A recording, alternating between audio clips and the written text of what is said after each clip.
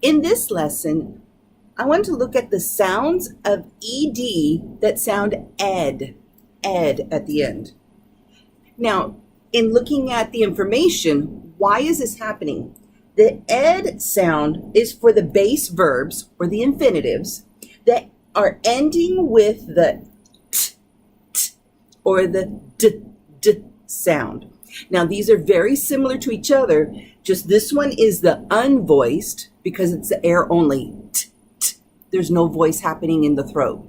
And here with the d sound, the tongue is touching the back of the alveolar ridge, but there is voice coming out.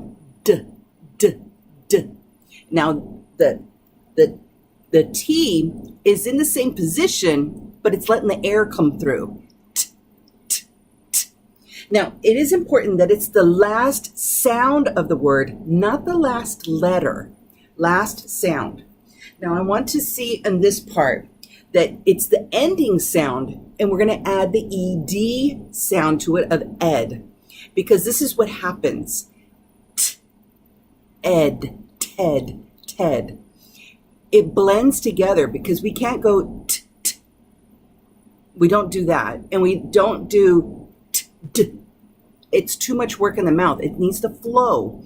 So we need to go ted, or dead. Now, let's look at the example of these words. Here we've got the ending. Sorry, I dropped a board. We've got blend. Now let's add that ed sound. Blended. How about need? Let's add the sound. Needed. Fold. Folded. Melt. Melted.